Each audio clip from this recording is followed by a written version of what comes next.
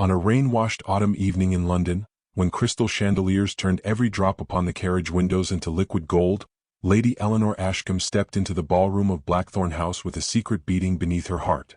Music floated beneath painted ceilings, diamonds flashed like captive stars, and the gathered aristocracy moved through the glittering chamber with the practiced grace of people who believe themselves born to be admired. Yet Eleanor scarcely noticed the splendor. Her gloved fingers remained folded over the small velvet box hidden within her reticule, and every hopeful thought she possessed was fixed upon her husband. Only that morning, a physician with silver spectacles and gentle eyes had confirmed what she had scarcely dared imagine. She was 6 weeks pregnant. The knowledge had transformed the world. Even the grey London sky had seemed brighter as her carriage rolled home. Every flower in the conservatory had appeared more fragrant. Every clock chime had sounded like a promise. She had spent the afternoon staring at a tiny knitted booty purchased in secret months before, when hope had briefly overcome caution. Now the little keepsake rested inside the velvet box. Tonight she would place it in Sebastian's hand and watch surprise become joy. Or so she prayed. The Duke of Ashcombe stood near the far end of the ballroom, surrounded by politicians, landowners, and military officers. Tall, broad-shouldered, and impeccably composed, he possessed the sort of presence that seemed to bend attention toward him without effort. Many considered him cold. Others called him formidable. Eleanor knew a different man existed beneath that polished reserve. She had seen him pause to rescue an injured bird from a garden path. She had watched him sit through an entire stormy night beside a feverish stable boy. His tenderness appeared rarely, but when it emerged, it felt genuine. She loved him for those hidden moments. Unfortunately, love had not silenced society. As Eleanor crossed the ballroom, fragments of conversation drifted around her like invisible arrows. The marriage was arranged, was it not? A practical match. He respects her, certainly. But affection? That is another matter. The speakers lowered their voices when they noticed her nearby, yet their expressions completed what their words omitted. Eleanor answered each glance with perfect courtesy. Years of aristocratic upbringing had taught her that dignity was often the final defense against humiliation. Still, the whispers lingered. Her marriage to Sebastian was scarcely a year old. No public scandal stained it. No visible quarrel disturbed it. Yet people continued searching for signs that the union lacked warmth. They watched every interaction as though hoping to discover a crack within polished marble. Across the room, Sebastian briefly met her gaze. The look lasted only a second. Nevertheless, Eleanor felt her pulse quicken. Tonight would change everything. Soon there would be a child. Soon there would be a family. Soon every uncertainty would finally disappear. A new set of guests arrived, creating a brief disturbance near the entrance. When Eleanor looked back, Sebastian had vanished into the crowd. She smiled softly. He was likely seeking a quieter corner to escape political discussion. Gathering her skirts, she moved through the ballroom in search of him. The corridors beyond the main chamber glowed with candlelight. Music softened behind carved doors. Servants passed carrying trays of champagne and silver dishes. Eleanor followed a familiar route toward the library, recalling how often Sebastian retreated there during crowded gatherings. As she approached, she heard voices. The library door stood nearly closed. One voice belonged unmistakably to Sebastian. The other belonged to Lord Harrington, an old friend from university. Eleanor slowed. She had no intention of eavesdropping. Indeed, she almost continued past. Then Harrington spoke. "Do you regret it?" A pause followed. Eleanor stopped. Inside the room, firelight crackled. Then Sebastian answered.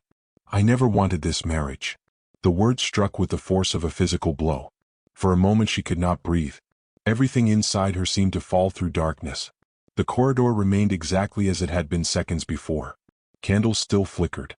Footsteps still echoed in the distance. Somewhere beyond the walls, an orchestra continued playing a waltz. Yet the world felt altered beyond recognition. "I never wanted this marriage." 5 words. Only 5. They shattered every hopeful vision she had carried into the evening. Her fingers tightened around the velvet box until the edges pressed painfully against her palm. Blood rushed in her ears. She stared at the door without seeing it. Inside, Harrington spoke again, but the words dissolved into meaningless fragments. Eleanor heard nothing clearly. Shock had become a curtain between her and the room. A cluster of guests entered the corridor from the ballroom, laughing as they approached. Instinct awakened. Before anyone could observe her standing motionless outside the library, she turned away.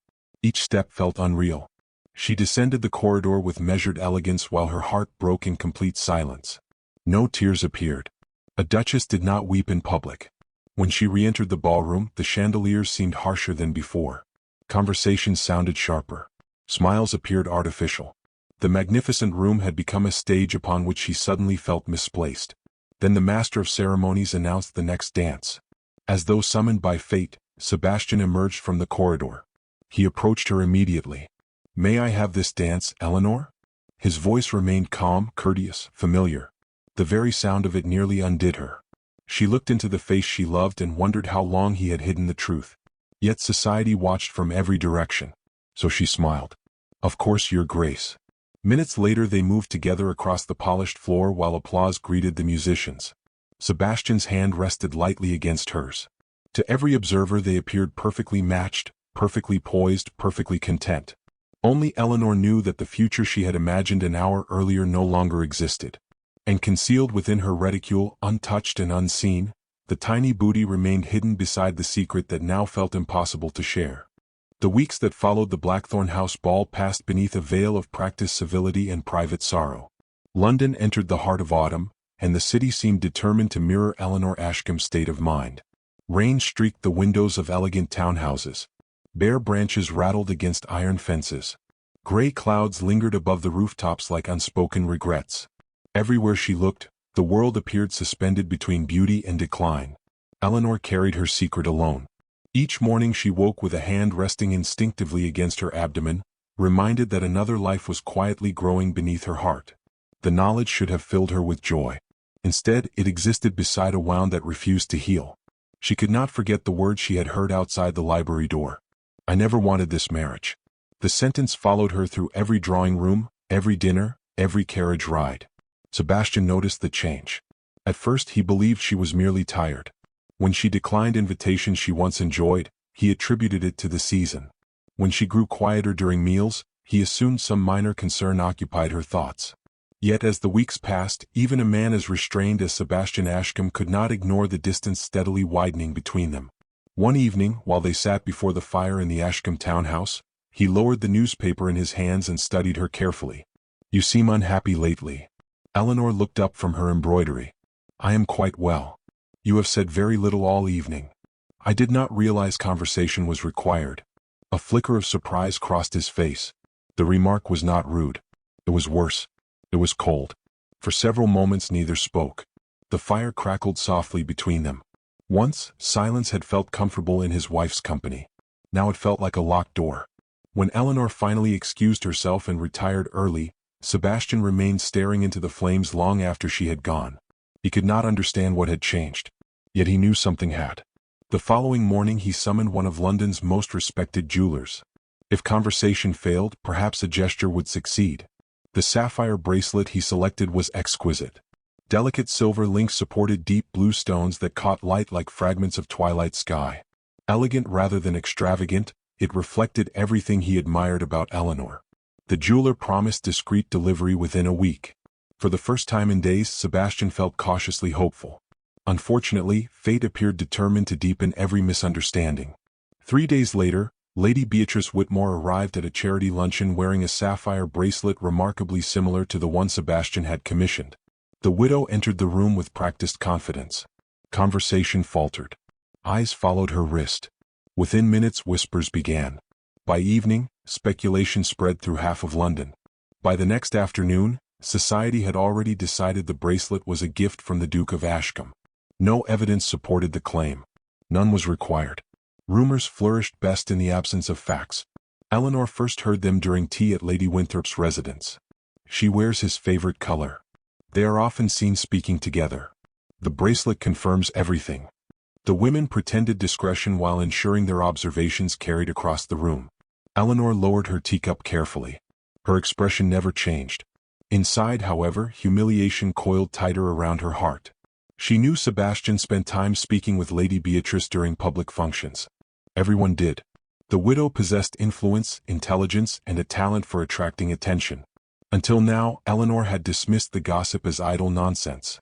The bracelet transformed nonsense into something more dangerous. A visible symbol. A token.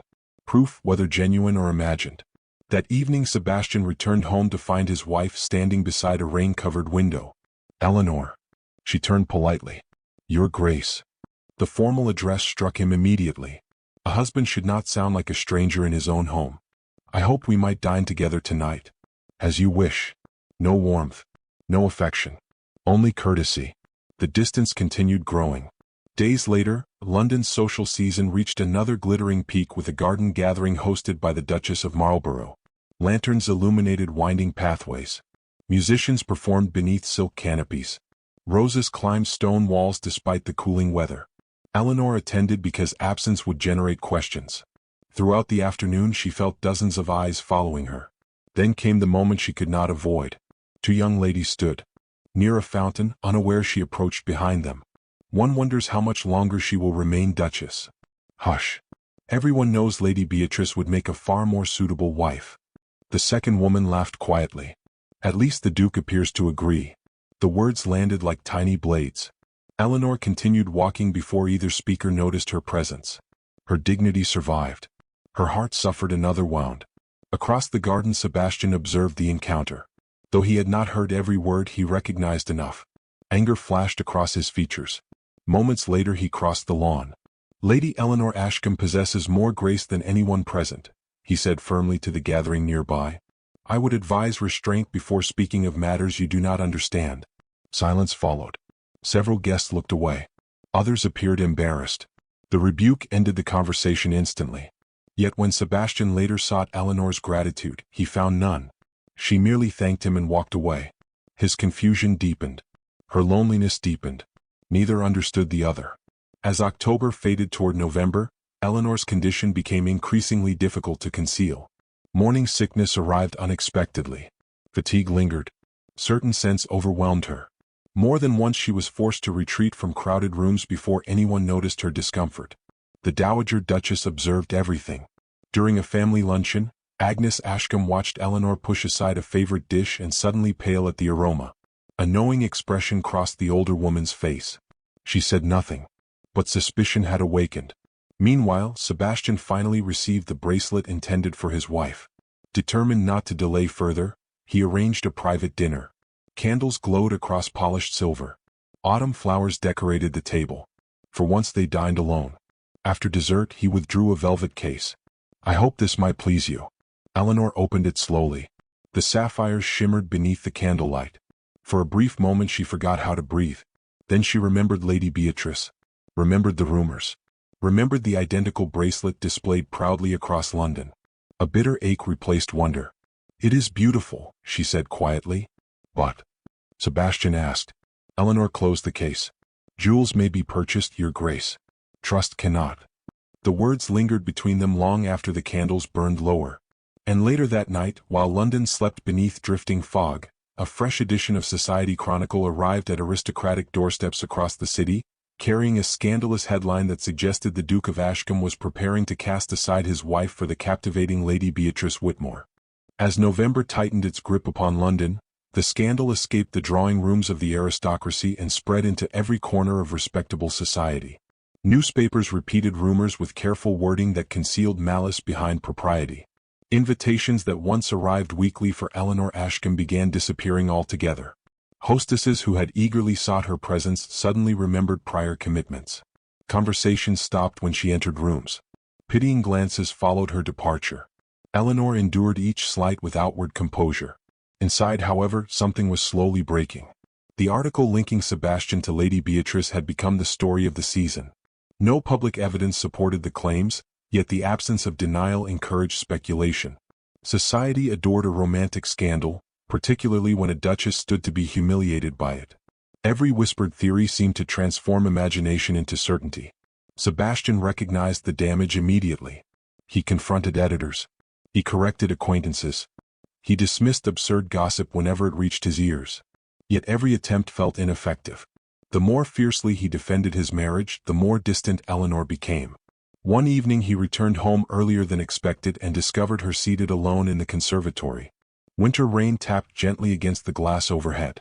The scent of damp earth and fading roses filled the air. For a moment he simply watched her. She appeared smaller than before. Not physically, emotionally. as though she had been carrying a burden for far too long. "Eleanor," he said softly. She looked up from the book resting unopened in her lap. "Yes. We cannot continue like this." Her expression remained calm. "I was unaware anything required continuation." The reply stung more than anger would have. "I do not understand what I have done." A flicker crossed her face. "That is precisely the problem, Sebastian." Before he could answer, she rose and quietly left the room. For the first time, he considered the possibility that whatever had happened between them had begun without his knowledge. Meanwhile, Eleanor reached a decision. She could not spend the rest of her life wondering whether she was merely an obligation. She could not raise a child within a marriage built upon uncertainty. Every day she delayed felt increasingly dishonest. If Sebastian truly regretted marrying her, she would release him from the burden. The choice devastated her.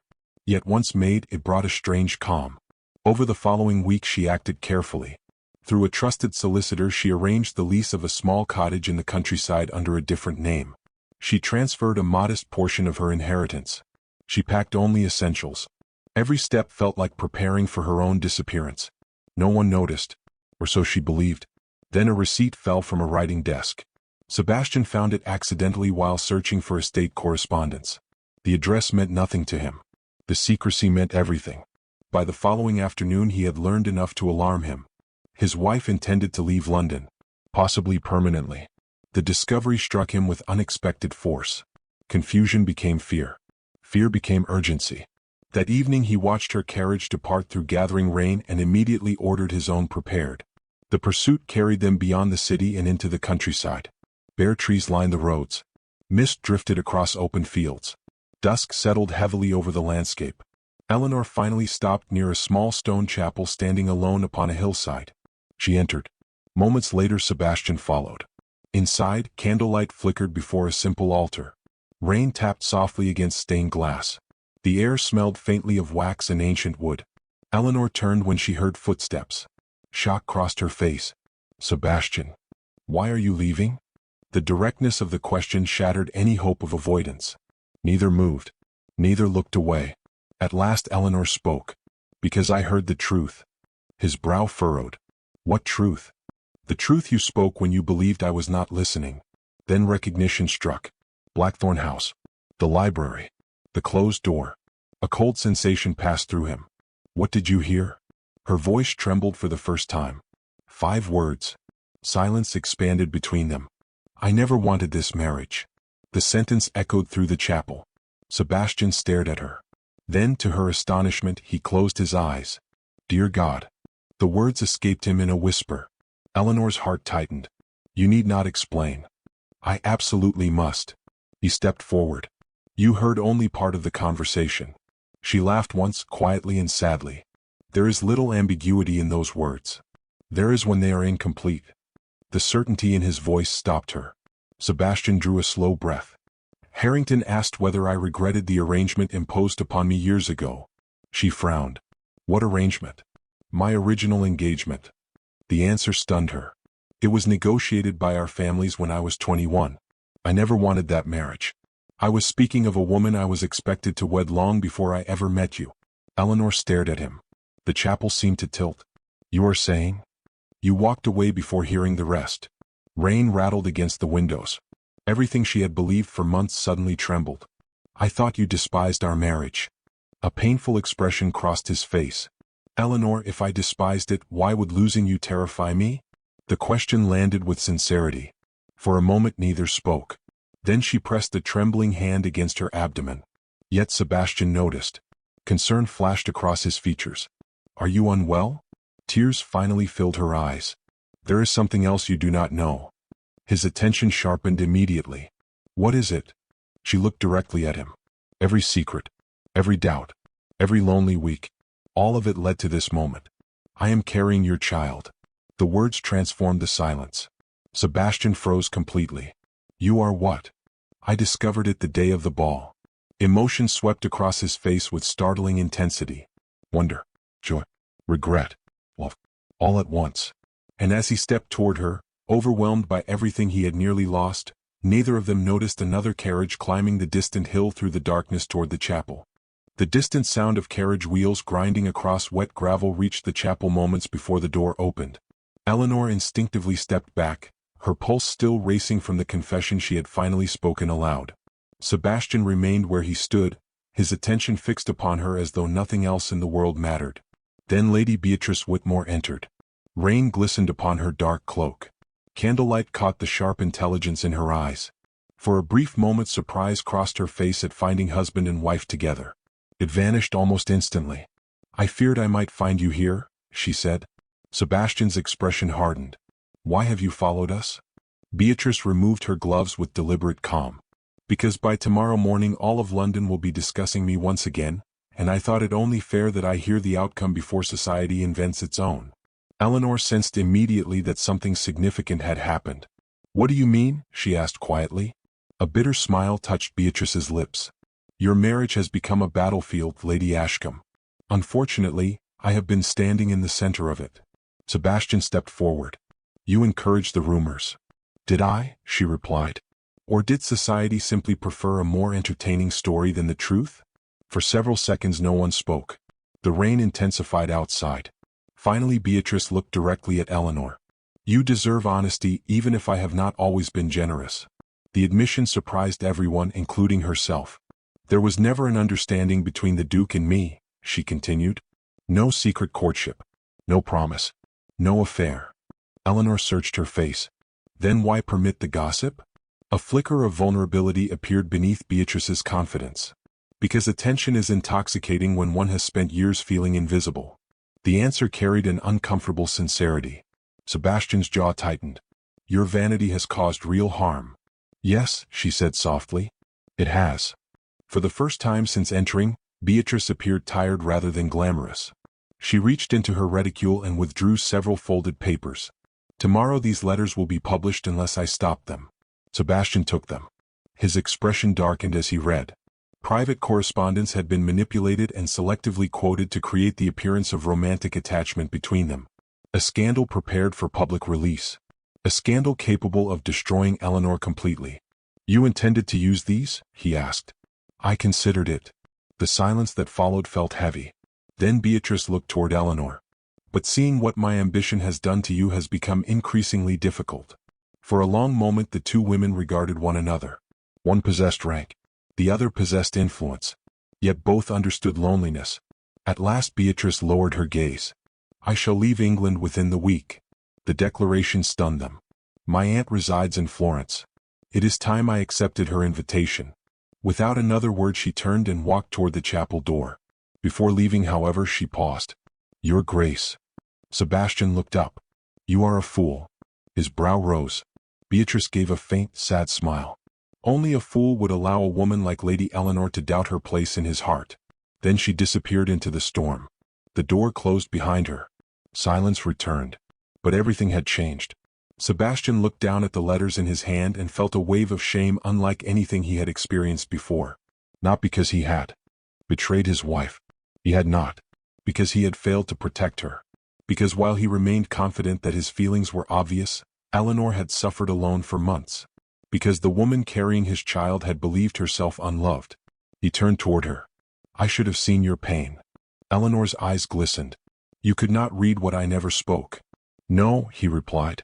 "But I should have tried harder." The honesty in his voice dissolved the final remnants of her anger. Slowly he approached. Carefully. As though afraid she might vanish. "When I learned you intended to leave," he said, "I discovered something I had been too stubborn to admit." She remained silent. Waiting. "I have spent years believing duty was the foundation of a good life." The candlelight flickered across his features. "I thought respect mattered more than affection. Stability more than vulnerability." His voice grew quieter. "Then I imagined returning home and finding you gone." Emotion tightened his throat. And suddenly none of those things mattered. Eleanor felt tears slipping down her cheeks. For the first time, Sebastian made no attempt to conceal his own emotion. "If I had truly never wanted this marriage," he said, "the thought of losing you would not have felt like losing myself." The words settled gently between them. No grand speech. No dramatic flourish. Only truth. At last Eleanor crossed the remaining distance. When he took her hands, neither seemed willing to let go. The chapel bells began ringing somewhere above them. The sound drifted through the darkness like a blessing. Months of misunderstanding dissolved beneath a few honest sentences. Yet the world beyond the chapel remained unchanged. London still whispered. Society still judged. Scandal still threatened. The following weeks proved exactly that. Despite Beatrice's departure, rumors continued spreading through aristocratic circles. Some refused to believe the truth. Others preferred fiction because it was more entertaining. Invitations remained uncertain. Conversations remained cautious. Then came the announcement of the Winter Hall Charity Gala. Every influential family in England would attend. Every gossip columnist would be present. Every rumor would be waiting. The event promised either redemption or humiliation. Sebastian made his decision immediately. No more silence. No more assumptions. No more allowing society to define his marriage.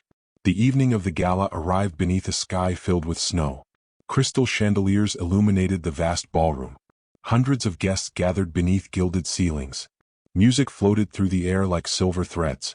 As Eleanor entered beside her husband, conversations softened. Eyes followed them.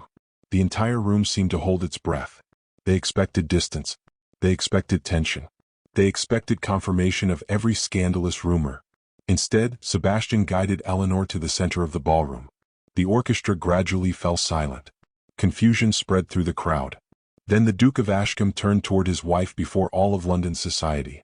And with every aristocrat watching, every whispering critic listening, and every expectation hanging in the air, he slowly lowered himself onto one knee. A stunned silence swept through Winter Hall. The orchestra lowered their instruments. Conversations died mid-sentence. Even the servants standing along the walls seemed frozen by disbelief. Dukes did not kneel in ballrooms. Men of Sebastian Ashcombe's rank rarely bent for anyone. Yet there he was, one knee upon polished marble, his gaze fixed entirely upon his wife. Eleanor could scarcely breathe. For a moment she forgot the crowd surrounding them.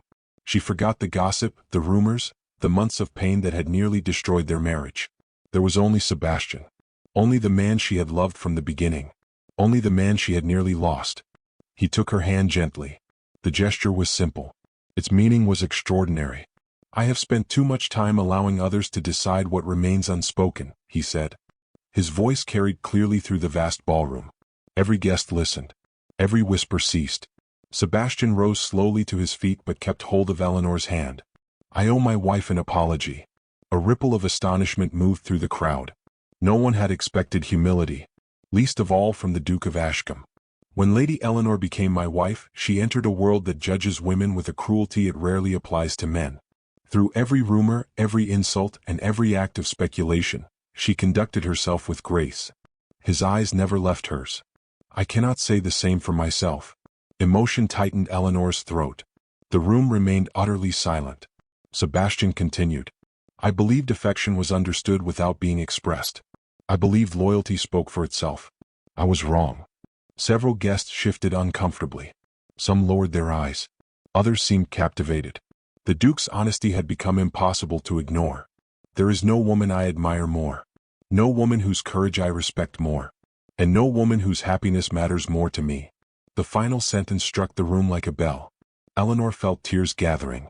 Months earlier she had stood outside a library door and heard 5 words that shattered her heart. Now hundreds of witnesses were hearing words that rebuilt it. A murmur swept through the crowd. Not scandal. Wonder. Something even rarer.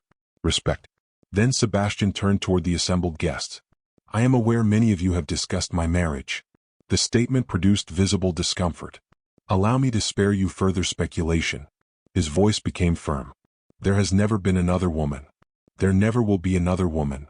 Across the ballroom, several prominent gossip-mongers suddenly found the floor fascinating. The Duke's gaze swept over them. "My wife has endured enough." The declaration ended months of rumor in a single stroke. Yet Sebastian was not finished. He turned back toward Eleanor. His expression softened. Everything formal disappeared. Only sincerity remained. "If the world demands I choose between its approval and my wife, then let the world be disappointed." A collective gasp rose through the ballroom. Then applause erupted. Not polite applause. Not obligatory applause. Genuine applause. The kind born when people witness something undeniably true. Eleanor stood motionless. Her eyes glistened. Her heart felt too full for words. Sebastian stepped closer. Quietly, for her alone, he said, "Forgive me." The simplicity of the request touched her more deeply than any speech. "There is nothing left to forgive," she whispered. For the first time in many months, peace settled between them. The gala ended in triumph. Yet life, as Eleanor soon learned, rarely permitted happiness without one final test. The weeks that followed were filled with cautious joy. Winter deepened across England. Snow gathered upon rooftops and covered the Ashcombe estate in white silence. The scandal gradually faded from public conversation. Invitations returned. Hostesses suddenly remembered Eleanor's virtues. Society adjusted its opinions with remarkable convenience. Neither Eleanor nor Sebastian paid much attention. They had more important matters. The child. Every day brought new anticipation. Sebastian became fiercely protective. He accompanied Eleanor on walks through the winter gardens. He cancelled unnecessary travel. He personally reviewed every physician's recommendation. Most surprising of all, he changed. The transformation occurred gradually. Yet everyone noticed. Servants observed him smiling more often. His mother noticed greater warmth in his voice. Even the estate dogs seemed drawn to him. The walls he had spent years constructing were quietly disappearing. One snowy evening, Eleanor found him seated in the nursery that had recently been prepared. The fire burned softly nearby. He was reading poetry aloud. To an empty room. Or so it appeared. "What are you doing?" she asked. Sebastian looked almost embarrassed. "I was speaking to the baby." A laugh escaped her. "The baby cannot hear you. I prefer not to risk being forgotten." His answer made her smile. Then he rested a hand gently against her abdomen. The movement carried reverence. Wonder. Love. Everything he had once struggled to express. Months passed. Winter surrendered to spring. Flowers returned to the estate gardens. Sunlight lingered longer each evening. And with every passing week, anticipation grew. Then one bright morning in May, labor began. Fear spread through Ashcombe House with astonishing speed. Doctors arrived. Nurses hurried through corridors. Sebastian attempted composure and failed completely. Hours stretched endlessly. Every closed door felt unbearable. Every passing minute tested his resolve. For the first time since inheriting his title, the powerful Duke of Ashcombe felt utterly helpless. His mother found him pacing outside Eleanor's room. "You are wearing a path into the carpet," she observed. Sebastian barely noticed. What if something happens? The question revealed the depth of his fear. Agnes regarded her son quietly. Then, for perhaps the first time in years, she placed a hand upon his shoulder. "She is stronger than you know." The reassurance helped. Only slightly. The longest hours of his life followed. Then at last a cry echoed through the house. Small. No. Perfect. Everything stopped. A nurse appeared moments later. The smile on her face revealed the answer before she spoke. "A daughter, Your Grace." Relief struck with such force that Sebastian had to steady himself against the wall. His eyes filled unexpectedly. The nurse laughed softly. "You may come in." When he entered the room, the world changed forever. Eleanor lay exhausted but radiant. In her arms rested a tiny bundle wrapped in cream-colored blankets. Their daughter. Sebastian approached slowly, almost cautiously, as though afraid the moment might disappear. Eleanor smiled. "Would you like to meet her?" He could not speak immediately. Instead he nodded. When the infant was finally placed in his arms, emotion overwhelmed him. The child opened her eyes briefly. Tiny fingers curled around one of his. And in that instant every title, every estate, every achievement became insignificant. Nothing had ever mattered this much. "She is beautiful," he whispered. Eleanor watched him. The sight healed something deep within her. Months later, on a warm summer afternoon, she walked through Ashcombe House carrying their daughter. Sunlight streamed through tall windows. Laughter echoed faintly from the gardens below. As she passed the library corridor, she stopped. The old door stood before her. The same door. The same place where heartbreak had begun. Something new rested beside it. A small framed note. Curious, Eleanor stepped closer. Her daughter slept peacefully against her shoulder.